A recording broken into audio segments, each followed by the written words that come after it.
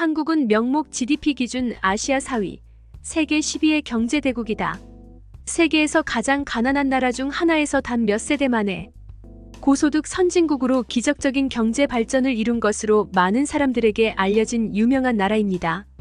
한국으로 단체 여행 온 프랑스 고등학생.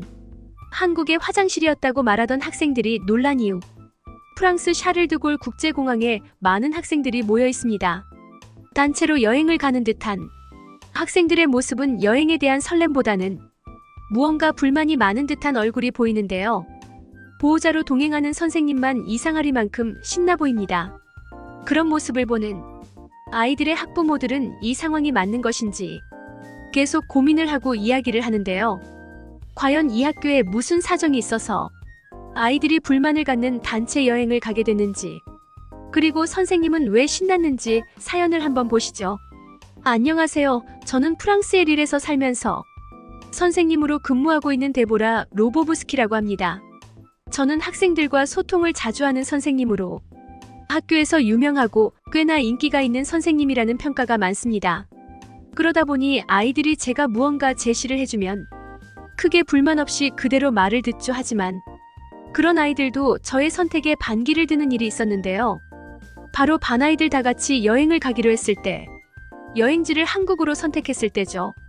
사실 저는 여행보다는 다른 의미로 꼭 한국을 다녀와야 된다고 생각을 했기 때문에 아이들이 강하게 반발을 해도 밀어붙여야 했습니다. 요즘 프랑스에는 꽤나 크게 대두되는 문제가 하나 있습니다. 미로 아이들의 기초 학력이 떨어지고 있고 학생들의 수가 줄어드는 현상이 지속되며 전체적인 학력 수준이 유럽 평균에 미치지 못한다는 문제죠. 읽기 능력, 작물력, 수학 능력 모두가 평균보다 1년 정도 늦어진다고 이야기를 하는 상황이니 말입니다. 하지만 이런 상황이 된 걸 아이들만 탓하기가 어려운 게 프랑스 교육의 자유로운 분위기가 이렇게까지 이를 키운 거라고 생각이 많이 들죠. 그렇기 때문에 한국은 꼭 다녀와야 했습니다. 한국에선 교육열이 너무 과하다고 이야기가 나올 정도로 아이들이 공부를 하고 있다는 것을 알고 있습니다. 하지만 그런 것을 꼭 보고 배워야 된다는 생각에 그렇게 했던 거. 처음엔 여행을 간다는 이유만으로 아이들은 상당히 좋아했습니다.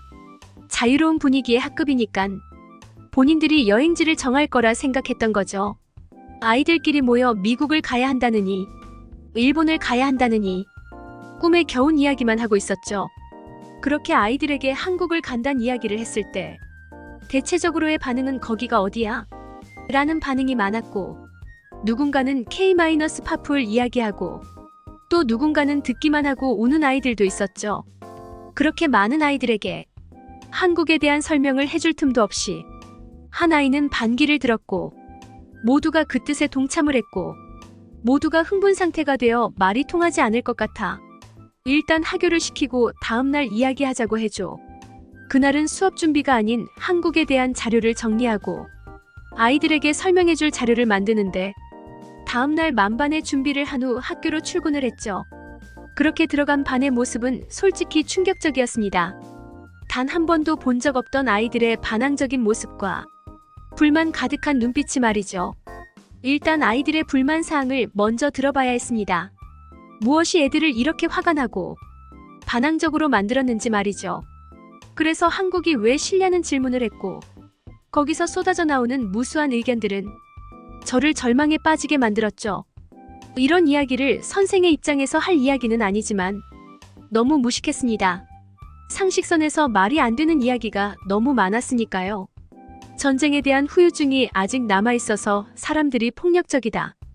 청결이 좋지 않아 사람들이 다 피부병에 걸려 있어서 인간 같지 않다. 화장실이 없어서 길거리에 오물투성이다. 사람들이 창피함과 예의가 없어서 길거리에서 별의별 짓거리를 다 한다. 라는 이야기들을 하는데 제가 다 창피했죠. 간추린 이야기는 그래도 정말 어쩌면 문명이란 게 발달이 안 돼 있으면 일어날 수도 있는 일 정도라고 생각을 해서 이렇게 썼지만, 다른 것들은 정말 짐승이라고 사람을 생각하나 싶은 것들이었죠. 그렇게 이야기를 듣다가 제가 준비한 것을 아이들에게 알려주기 전에 이런 이야기를 어디서 들었는지 너무나 궁금해서 한번 물어봤더니 보통 부모님 혹은 조부모님에게 들은 이야기라고 했죠. 당황했습니다. 무지한 게 아이들이 그런 것이 아닌 위에서부터 내려온 것이란 게 말이죠. 그래서 이건 안 되겠다 해서 아이들을 설득을 했습니다. 제가 만들어 온 자료를 보여주면서 아이들에게 설명을 해주었지만 제 얘기는 귀에 안 들어가는 게 눈에 보였죠. 결국은 아이들에게 공표를 했습니다. 만약 한국을 가서 무슨 문제가 생기거나 너희들이 생각하는 모습 어떤 것이 보여도 선생님이 일을 관두고 비용을 다 돌려주겠다 말이죠. 그렇게 아이들은 저의 결의가 꽤나 인상 깊었는지 결국은 불만은 가득하지만 한국을 가기로 했습니다. 그런 이야기를 들은 학부모들의 불만도 있었지만 저의 설득으로 일단은 알겠다고 했죠. 그렇게 말도 많던 한국으로의 여행은 결정되었습니다.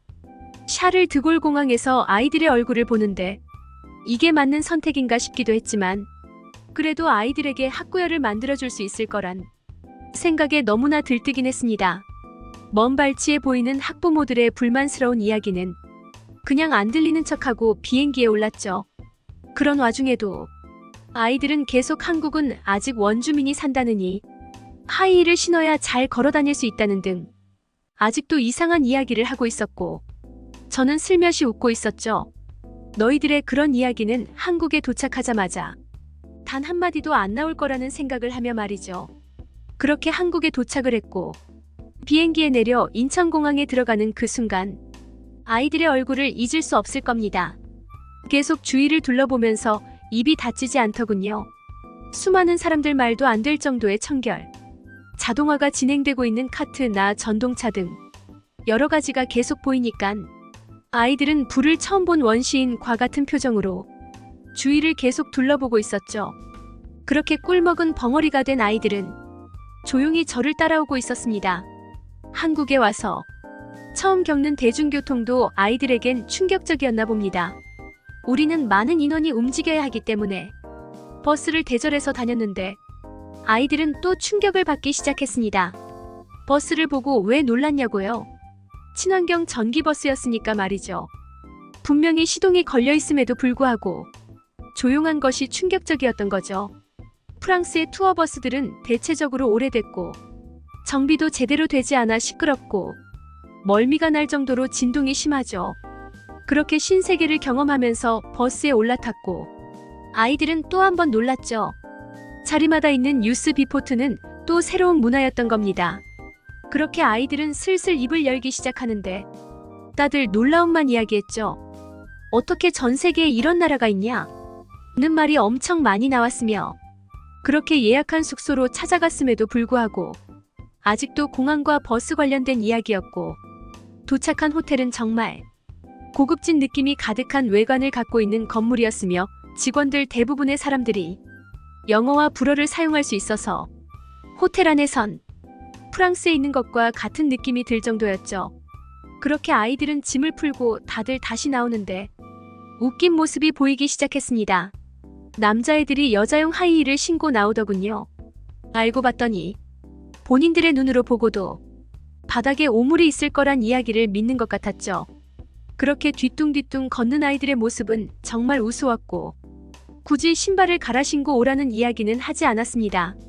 근처에 프랑스에서 연락을 했던 한국의 고등학교를 찾아가기로 하고 버스에 다들 올라탔죠. 그런 아이들의 모습을 본 버스 기사님은 웃음을 참는 게 눈에 보였죠. 금방 도착한 학교에서 결국 아이들은 하이힐을 벗게 되는 일이 생기는데요. 학교에 도착해서 아이들의 수업을 구경하고 있는데 또각또각 소리가 거슬렸던 아이들이 일제히 하이힐을 신고 있는 아이들의 발로 눈길이 집중이 되었고 창피한 아이들은 그냥 신발을 벗기로 한 것 같았습니다. 그렇게 아이들이 수업을 집중하고 높은 수준의 수업이 아이들에게 충격을 준 것 같았죠. 본인들보다 어린 학생임에도 불구하고 풀지도 못할 것 같은 문제를 척척 푸는 모습은 충격일 수밖에 없었을 겁니다.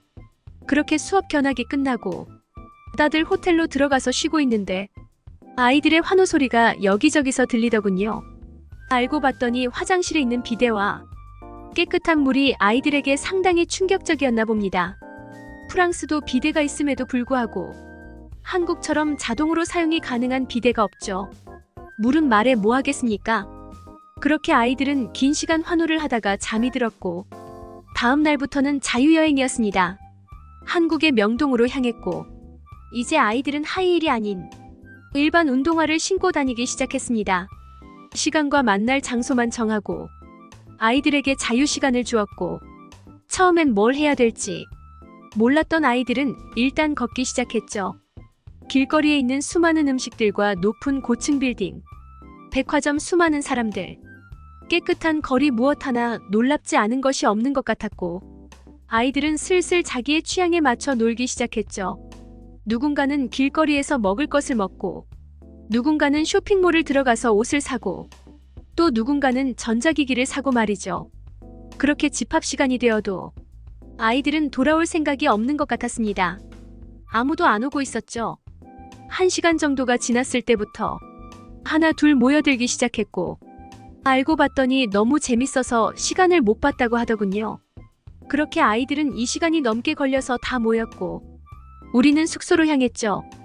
그렇게 마지막 날까지 서울에서 잘 지냈고 우리는 프랑스로 떠나는 비행기에 올라타는데 아이들은 처음 프랑스에서 떠날 때와 같은 표정이 되어 있었죠. 불만이 가득했습니다. 아직 해야 될 게 너무나 많은데 왜 벌써 가냐고 말이죠. 그렇게 아이들을 설득하는 게 힘들 만큼 한국에 빠져 있었고 다음에 또 다 같이 오자는 말로 겨우겨우 설득을 하고 프랑스로 돌아올 수 있었습니다. 하지만 아직 저는 해야 될 일이 남았죠. 바로 아이들에게 잘못된 정보를 주입하던 아이들의 학부모들을 모아서 참관 수업을 해야 했습니다. 그렇게 통신문을 만들어 부모님에게 전해주라고 하고 약속 날짜가 되었을 때 다행히 모든 부모님이 오셨고 아이들과 함께 우리가 한국에서 있었던 이야기를 전했습니다. 어디 나라보다 친절했던 한국 사람들, 교육열이 높고 상당히 똑똑한 사람이 모여있다. 경제적 발전은 이루 다 말할 수 없을 정도로 앞서 있고 청결함을 이야기하기엔 프랑스가 너무나 더럽다고 느껴질 정도고 한국에서 있다가 프랑스로 돌아왔을 때 공항에서부터 찝찝한 냄새가 난다고 느껴질 정도로 더럽다는 걸 알 수 있는데 그게 상당히 실망적이었다. 각 나라의 첫인상이라고 할 수 있는 공항이 그렇다는 건 프랑스에 여행을 오는 사람들한테 절대 좋은 이미지가 생길 리가 없다는 생각이 들면서 실망감을 느꼈던 것 같다. 부모님과 조부모님들이 말씀해주신 한국에 대한 이야기는 하나도 맞는 게 없었고 어디서 그런 이야기가 온지 전혀 알 수가 없을 정도였다. 기회가 되고 가능하다면 꼭 가족들과 다 같이 한국을 다시 가고 싶다. 내년에도 여행은 한국으로 갔으면 좋겠다는 이야기를 끝으로 참관 수업은 끝이 났고 학부모님들은 저에게 이것저것 물어보는 게 많으셨죠. 본인들의 정보는 대체적으로 사람들에게 얻는 경우가 많고 우리가 인터넷을 잘 쓰지 못하다 보니 정보의 오염을 잘 알 수가 없다고 이야기를 하시는데 더 큰 문제구나 라고 생각을 했죠. 제 주변에는 한국과 다른 나라의 이미지가 이렇게 오염되어 있는 경우가 없는데 부모님들의 세대는 이런 생각이 기본일 수도 있겠다는 생각이 말이죠. 다행히 지금 제 반 아이들의 학부모님들은 어느 정도 아이들의 이야기도 있고 하니까 믿기 시작한 것 같지만 다른 많은 사람들에게도 이 이야기를 어떻게 전하고 잘못된 생각을 고쳐야 할지 모르겠습니다. 실제로 한국을 다녀오기 전에 아이들이 갖고 있던 편견과 선입견은 한국의 모습보다 프랑스의 모습과 더 잘 어울릴 거라고 생각합니다. 청결하지 못한 도시, 복지적인 부분에서의 문제인지 모르겠지만 많은 노숙자들로 인해서 거리에 피부병이 걸려있는 사람이 많죠. 거기에 특권의식인지 뭔지 모를 그들만이 자부심과 인종차별까지 말이죠. 그런 프랑스의 모습을 왜 한국에 씌워놓는진 모르겠습니다. 다행히 제가 한국 여행을 결정했던 목적은 다 이루게 된 것 같았죠. 아이들은 한국 아이들의 학구열과 수준을 보고 승부욕이 생긴 것인지 더욱더 열심히 공부를 하고 저에게 찾아와서 문해력과 작물력을 위해 공부를 해야 되는 방법들을 묻기 시작했고 수학적인 문제를 풀어나가야 하는 기초적인 방법도 물어보기 시작했으며 누군가에게 들은 정보들은 무조건 믿는 것이 아닌 자기들이 먼저 알아보고 검색해보고 하면서 본인들의 생각이 생성되고 편견과 선입견은 사라지게 된 거죠. 편견과 선입견은 사라지게 된 거죠. 저의 이런 여행 계획이 제가 생각했던 모든 것을 이뤄낼 수 있었던 것 같아서 상당히 보람차고 아이들의 미래를 한 수준 높여줄 수 있었던 것 같아서 학생들이 다음 한국 여행 왔다가 북한으로 잘못 클릭하여 여행 가지 않기를 바랍니다.